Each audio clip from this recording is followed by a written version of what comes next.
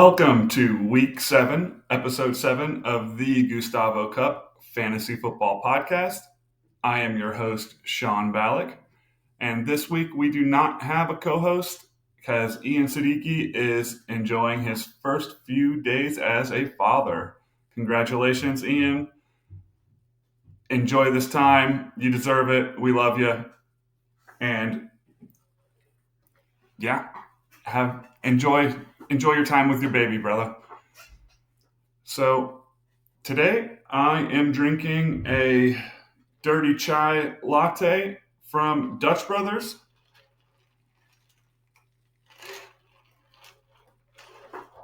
It is Saturday morning, and let's get into this.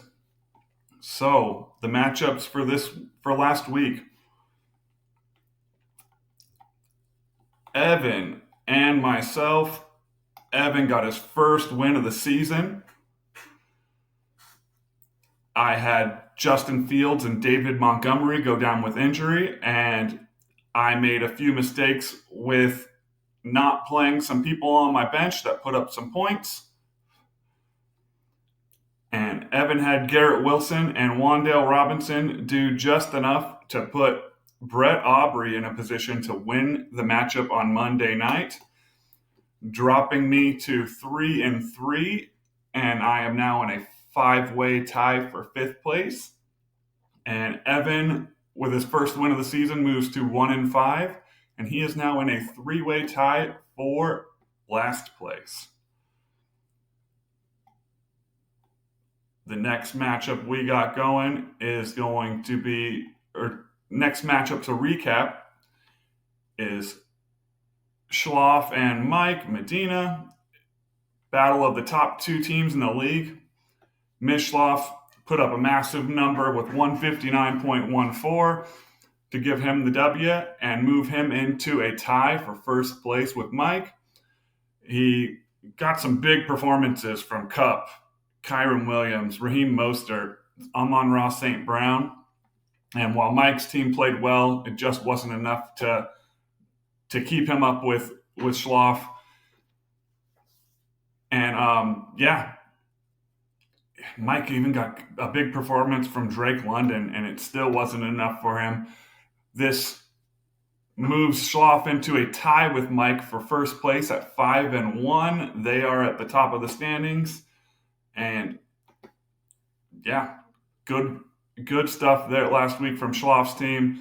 And he will not be joining us as he is down in San Diego celebrating a 40th birthday party this weekend. But he is our winner for the most points scored for the week. And we will move on to the next matchup. That's next week's matchup. The next matchup we have to review, Jeremy going down to Mark. Mark's team put up 117 this week that's a good showing.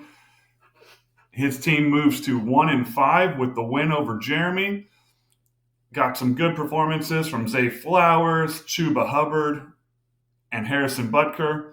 And Jeremy's team just couldn't do enough. They only put up 81. Ended up getting blown out. DK Metcalf goes down with an injury. Rachaad White puts up 5 points, and Jeremy's team just struggled. Drops him to 3-3, and he's now on a 3-game losing streak, and gives Mark his first win of the season as well, and puts him in that 3-way tie for last place. And Jeremy is in the 5-way tie for 5th place.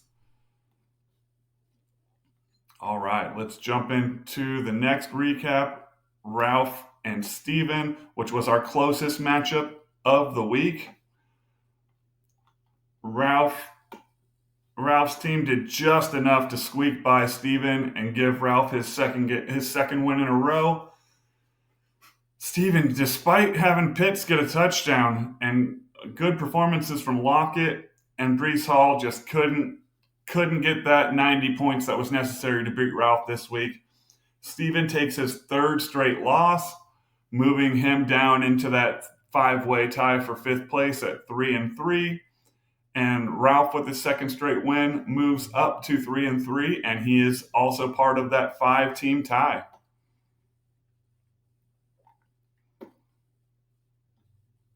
Okay. Ian and Nick is our next recap. Nick's team just continues to disappoint. 1 point from Deebo Samuel, 7 from James Cook, and 7 from Evan Ingram. Puka had a bad game. He hasn't had very many of those this season. Yeah, worst game of the season by far. And Ian's team put up a decent week. Addison hit his projections. McCaffrey, despite going down to injuries, still put up 12 points. That's a big injury. Hopefully he comes back healthy soon. And Isaiah Pacheco put up 12 points and just did some work for Ian. Everybody hovered just under their projections. Was able to move Ian up to 3-3 with the win and into that 5-way tie. The loss drops Nick to 1-5, and he is in the 3-way tie for last place. As it's surprising to see, Nick, with 5 championships in this league, is now at 1-5. And our last recap of the week, Kyle and Bizzo. Mark forgot to sub out Miles Sanders, who was out last week with an injury. But even with that, his replacement, Elijah Mitchell, would have gotten less points. So didn't end up hurting him as far as that aspect is. But with Gabe Davis only putting up 1, and everybody else, Kirk Cousins only put up 10 points, falling far below his projections.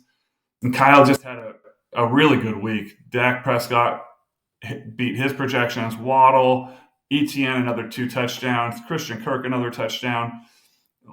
Moves Kyle up into a tie for third with Bizzo at 4-2. And we'll see where these two teams go from here. Looking good so far in the season. And let's jump in. Let's take a look at those standings. So like I mentioned, Mike and Schloff at the top at 5-1. Then we got Bizzo and Kyle at 4-2. And then the five-way log jam at 3-3 with me, Ralph, Jeremy, Steven, and Ian. And then Nick, Mark, and Evan bringing up the rear here. So, since we do not have a guest this week, we will jump straight into the waiver wire ads since there were no trades. We're doing this on Saturday morning, so I just got Javonte Williams for $23. The next closest bid was Steven at $6. I need running backs, and I wasn't going to miss an opportunity to get a starting running back. So I threw a lot of fab out there, but I got my guy. So now I have a little bit of depth at the running back position. Other bids out there. Jeremy threw 23 out on Kareem Hunt, and the next closest bid was Steven at $5. Jeremy threw $11 on the Cleveland defense, and the next closest bid was Steven at $3. Schloff threw $6 on Zach Evans, trying to get his backup for Kyron Williams. The next closest bid was Bizzo and Evan at $0 bids. Schloff also got Sam Howell for $5. Good pickup there, Schloff. I went for Sam Howell only threw 3 on there for him, but I really wanted him this week.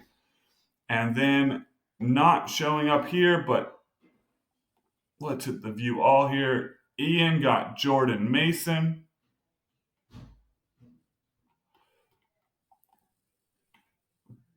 Ian got Jordan Mason for $4, and the next closest bid was Schloff at $1. So with no trades, no guests this week, we're going to move straight into next week's matchups. So we got myself taking on Mike Medina this week. I'm 3-3 in a tie for 5th place. Mike is 5-1 in a 2-way tie for first. I had injuries to Fields and Fields and David Montgomery. So I was scrambling a little bit here. With not getting Sam Howell, I went with Derek Carr, and he had a decent game. Could have been much bigger. Could have had that touchdown at the end, which would have bumped me up to 25 points or so. He could have played decent. He could have played better for the first 3.5 quarters, but 19 points, I'll take that. I think that puts me in a good position. The live projections are showing me winning by 16, but that's before Mike gets Aaron Jones into the lineup or gets a replacement for that empty running back slot.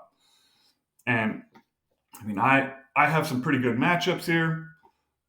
Jerome Ford against Indy, Brian Robinson against the Giants, Amari Cooper against Indy with Deshaun Watson potentially coming back. But I mean, even with Tony Pollard and Derrick Henry being on bye, he still has Tua against Philly. And that just in primetime Sunday night, that scares me. He does have tough matchups with Pittman against Cleveland and Keenan Allen against Kansas City. Antonio Gibson against the Giants. I'm not an Antonio Gibson fan, so hopefully that's a big advantage for me. I'm going to pick myself with the lead. I'm doing this Saturday morning, so I missed the chance to actually make the selections for the pick'em, so there will be no pick'em this week to review next week. But moving on to the next game, Schloff against Mark. Schloff had a bad showing from Calvin Ridley Thursday night, only 1 point. And Mark Olave put up an okay game despite looking bad on Thursday night. But that puts their live projections here at 94 to 93. It's going to be a close matchup between these two. Sam Howell has a really good matchup against the Giants, so I would look for him to put up a bigger point than that 16 projected. Justin Herbert with a tough matchup against Kansas City. This is going to be a close matchup for these two. Mark needs to put some wins together to get out of the cellar, and Schloff looking to continue his winning ways. It's going to be interesting to watch. We'll see if Mark can pull it out. I'm leaning towards Mishloff on this one. I just think that he made some good moves. The Sam Howell pickup is a great pickup.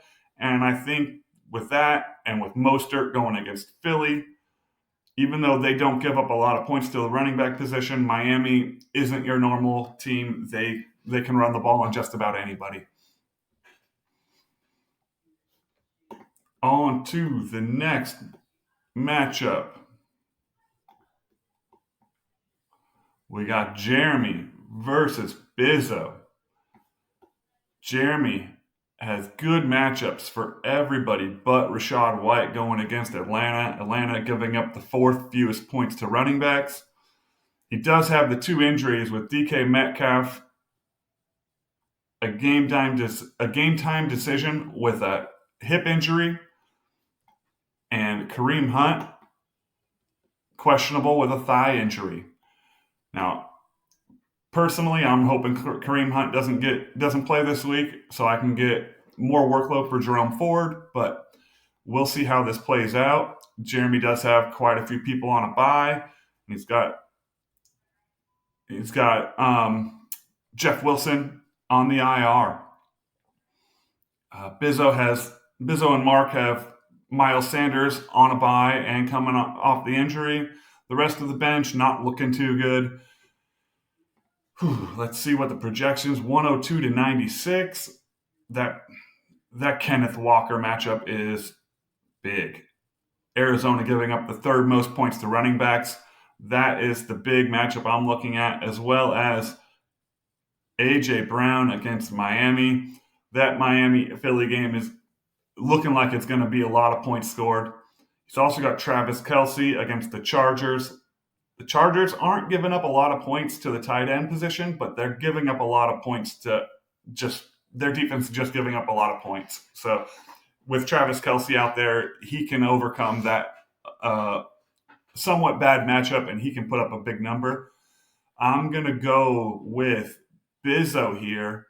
I do like the Geno Smith, DK Metcalf stack, but if he doesn't play, then it just makes it a little even tougher for Jeremy to try to overcome that deficit. I'm going with Mark and Bizzo. I really like the Kenneth Walker matchup. It's delicious. I like it.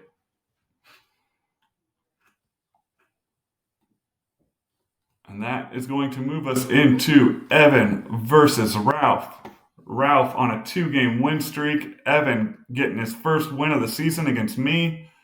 Evan is now with Ralph getting 23 from Kamara and 8 from McManus on Thursday night. Evan, it appears to be a 26-point underdog here.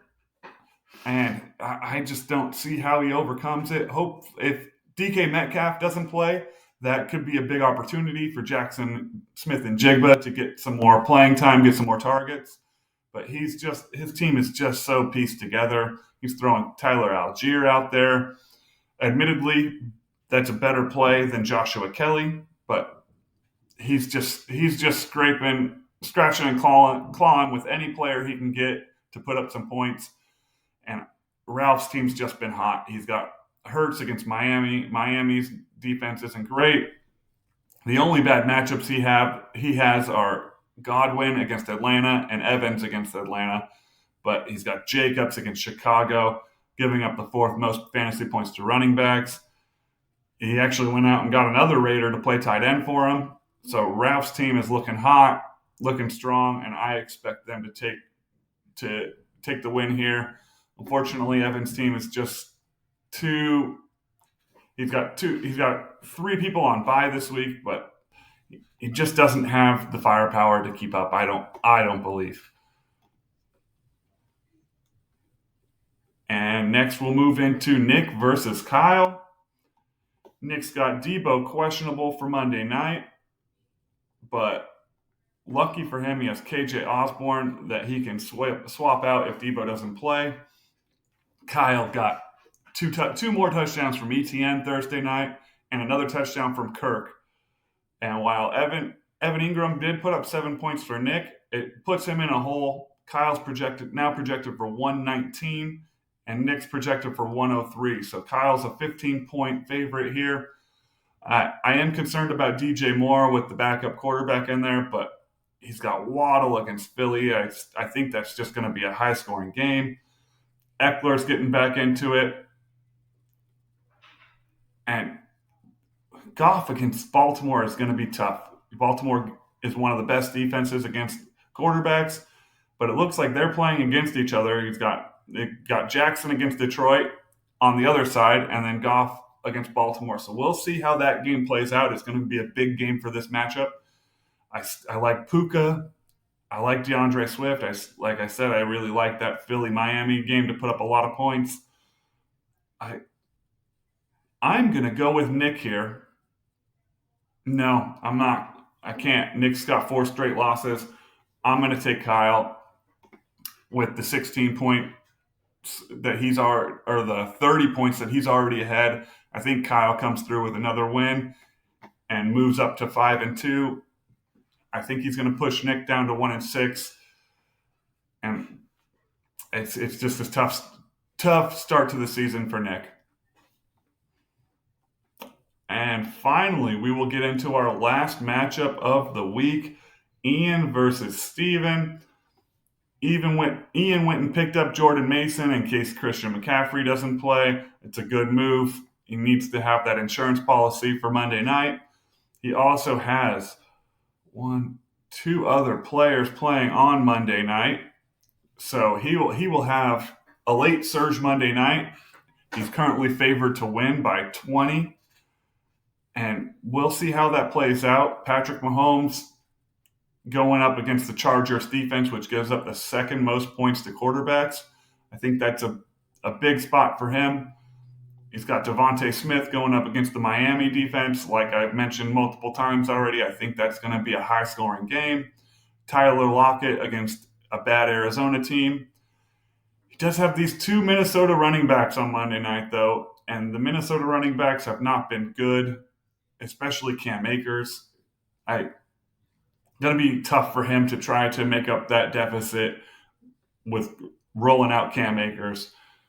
Maybe hopefully Jacoby Myers keeps up his big performances, but I just don't see Steven getting the better of Ian this week. I think Ian gets another win, moves himself up to 4-3, and I think these two teams are just headed in opposite directions. Steven's got 3 straight losses, looking at possibly a 4th, and I think Ian takes it. So that'll be it. Let's wrap up this week's episode of the podcast. That's all the matchups. Once again, congratulations to Ian and Bianca on their new baby boy. Gentlemen, good luck this week in all your matchups. Please like and subscribe. And I am looking forward to this UT versus Houston game. Also going on a hike tomorrow morning. And that's my plans for the weekend. All right. Well, like I said earlier, good luck to all y'all this weekend. And enjoy the games.